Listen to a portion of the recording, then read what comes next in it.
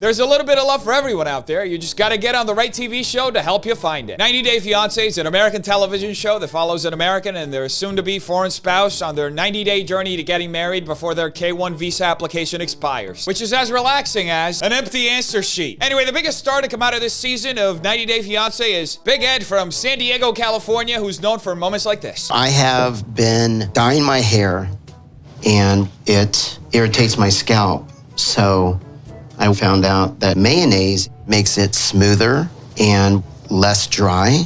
Mayonnaise truly has many uses outside of being on a sandwich, like cleaning crayon stains on a wall, or cleaning the keys on a piano, or even being an actual musical instrument. Mayonnaise is not an instrument. Never say never with Big Ed. He's willing to go the extra mile. Anyway, now many of you might be thinking, but why does he go by Big Ed? I actually gave myself the name Big Ed because I have a huge personality. Also, it's funny because I'm not tall. You gotta appreciate a person for literally roasting themselves every single waking moment of their lives. I was married for 2 years and it didn't work out because I was unfaithful. Well, I'm sure Big Ed learned something from this experience. So now he's better at relationships. So when Big Ed finally got to go to the Philippines and meet his soon-to-be wife, it was love at first sight. That you.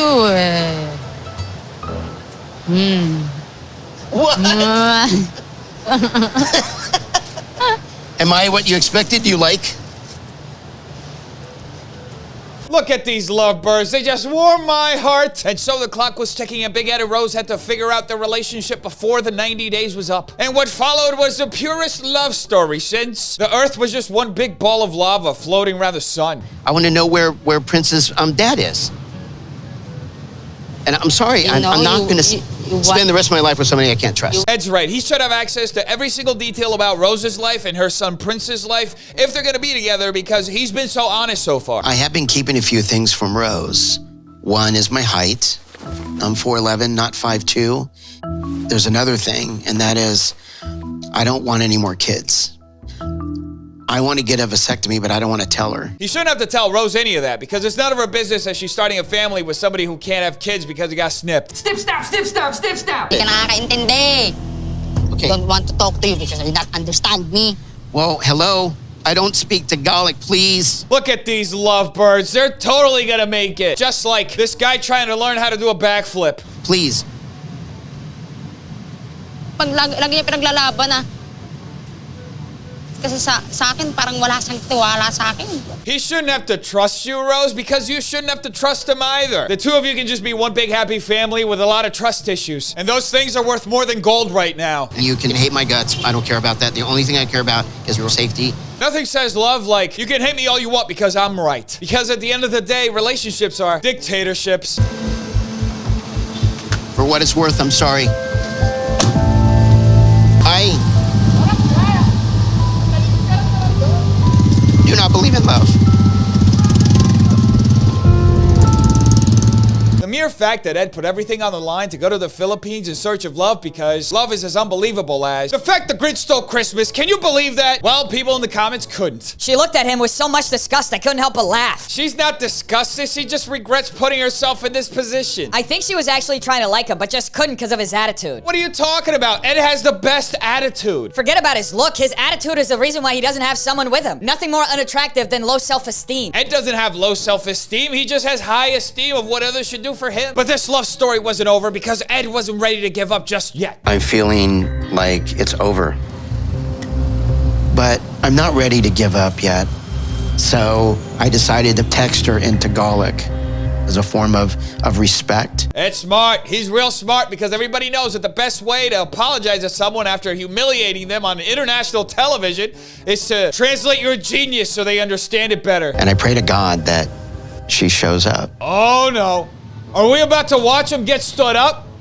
Oh, this is gonna be embarrassing. Oh, Big Ed, you done messed up, man. She's not even showing up. She doesn't want to be famous anymore. I love Rose, I miss her. I'm getting so much great relationship advice from this show, like how to absolutely destroy my relationship. I feel so bad for Ed right here, folks, because she's the background on his phone. That's how much he loves her, okay? He loves her so much that he holds her to a different standard than he holds himself to her, okay? Because he has to know every single detail about her life, but he gets to lie to her. Because that's how every single reasonable and well-balanced relationship is. A dumpster fire. But little did Ed know that Rose would eventually show up. Thank you for coming. I wanted to tell you face to face that I'm sorry. And that I trust you now, with no question. You see how easy that was, folks? He just had to fear losing her in order to become a reasonable human being. You understand what my point last night? Yes, I need to learn how to communicate and understand what you're saying to me. Maybe Baguette should put into his translator that he wants to get a vasectomy so he can tell Rose. Snip, snap, snip, snap, snip, snap. Otherwise, imagine when they try to get pregnant for months and nothing happens, but then all of a sudden, she's pregnant. He'll have to finally break the news he had a vasectomy all along. I will always trust you, and I'll always love you. From this day forward, you're teaching me that I need to learn how to love. Give Baguette a break. He's in love while he's learning how to love. That's like realizing while you're riding your bike that you need training wheels because you actually don't know how to ride it. Stay one more night with me here in Manila so you and I can relax and spend some time together. Sure, why not? And then tomorrow, we'll go see your family and your dad and your son. Her expression when he bit his lip is a sign of how deep their love is. Like a shallow pool. And it's crystal clear for everyone who sees it. This girl can't even hide how much she despises this man. It's painful to watch how uncomfortable she is with him. I don't think she likes him at all. The expressions on her face just tells it. And so Baguette and Rose were back together like an inseparable duo, which meant that now was time for him to meet her family. Hello, how are you? Nice to meet you. Maria. Very nice to meet you. You can tell Baguette made a positive first impression with Rose's family because of the deafening, awkward silence that's lingering. And it's almost like you can hear what her sister's thinking. Oh my goodness, is this real? Did they put us on the right TV show? Wait, this is Punk'd, right? Ashton Kutcher is about to come out. Tell me this is a prank. Please tell me this is a prank. Ngayong nakita ko si Ed ng personal, mas maliit siya sa akin. Saka yung medyo mataba nga siya. You gotta appreciate her blistering honesty considering they just met. It's a great way to welcome someone to the family by just straight up roasting them. This is your store. Yes. Yeah, I've seen this on video when we chat. This is awkward. Follow me, follow me. Okay. Follow. Looks like Ed is making friends everywhere he goes.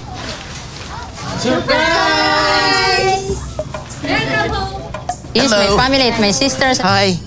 Nice to meet you. Nice to meet you. Brother-in-law of Rose. Very nice to meet you. Big Ed will live in the history books as one of the greatest entertainers of his time for his unparalleled skill to provide cringe. I have never witnessed anything quite like it. It's like biting down on a spoon really hard. What do you think of my home? What do you think? Well, What do you say? where are the windows? Big Ed is working so hard to make everyone love him. He's basically Simon Cowell. Did you really believe that you could become what you're standing on now, the American Idol? Yes, sir. Well, then you're deaf. The best way to end someone's dreams is by ripping it like a Band-Aid. Big windows. That's not a window. Okay, that's okay. No flying bats or cockroaches. I don't want I don't know. You don't know? Well, that's very kind of Ed to just be pointing everything wrong with a house the minute he walks in. It's like he likes to be disliked. It's all open up above. And they don't really have a front door. It's just a kind of a curtain of paper CD covers.